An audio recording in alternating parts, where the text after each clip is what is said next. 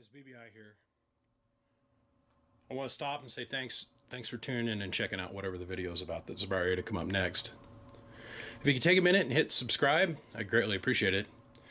And if you enjoy what you've seen here, make sure to hit the like button. We'd greatly appreciate your support. Anyhow, guys, all that aside, let's get on with the show.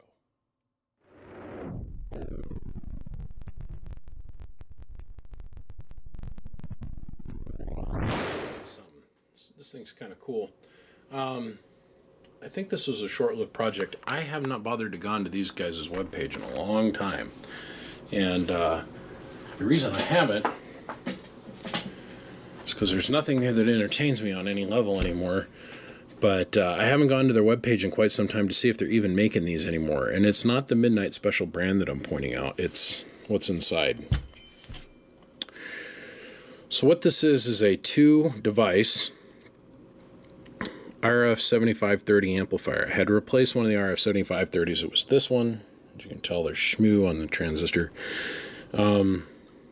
Anyhow, that was missing a capacitor that's supposed to be here on this circuit. At least from what I can remember back when I was building these 8-9 years ago. Anyhow, we put new power wires on this thing. We're sitting here playing with it, tested it. And I'm very interested to see how well this is going to work. Not only here, but on the Spectrum. I want to see what it looks like on the Spectrum. I don't know if they're still making these is what I'm getting at. So this might be one of your guys' very rare opportunities to get to see the inside of one of these things. This is a very delicate little gem. I would never run this on anything other than a dummy load. There's no output SWR protection on this thing.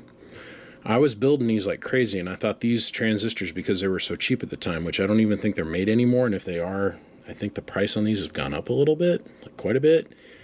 I know that we used to have the SF or EFX or whatever it was, 75 kits that went on the back of the Cobras, and I think because the parts dried up, they quit making those strap-on kits for radios.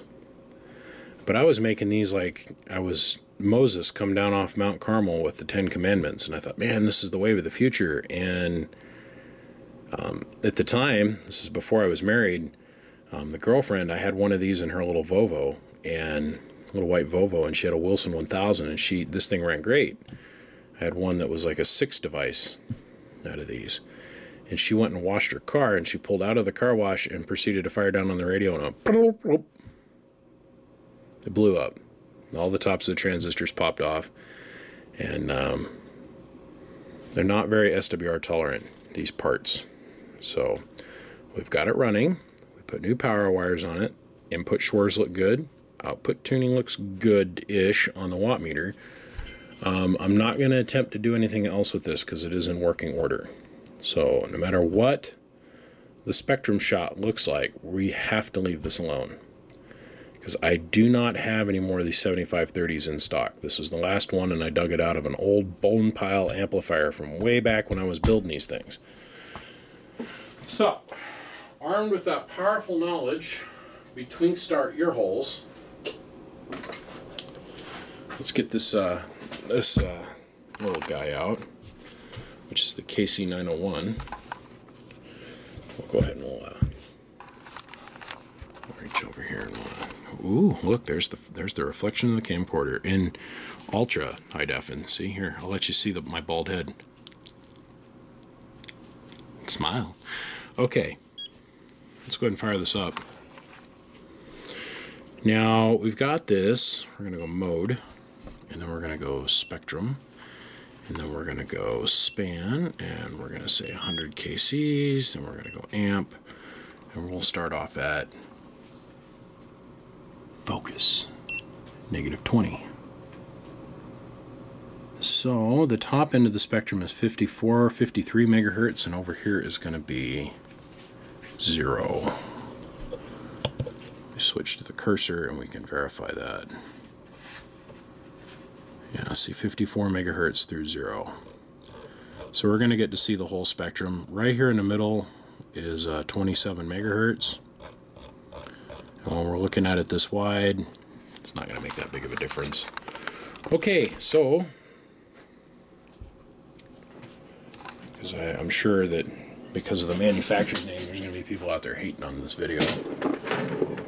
Oh, he did this off camera, and he did that off camera, and yeah, no. Hook up coax. We're going to hook up the line coupler. That's it. That's all there is to it. Whoop, whoop. Okay. So amp is off. Let's do our principal shot.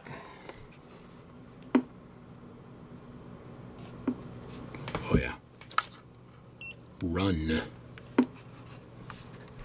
So that's our principal off our radio.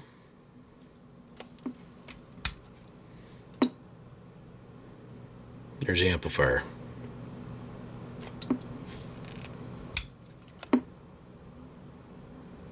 Radio. Hello.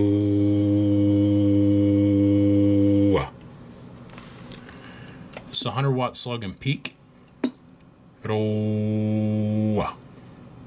Hello. Making our 200 watts. Hello. Whole whopping 40 bird. Here's our input tune. Hello. Nice and low. So once again.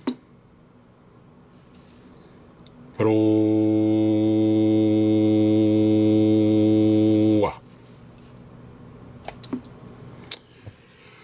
So I'm just going to put the data out there.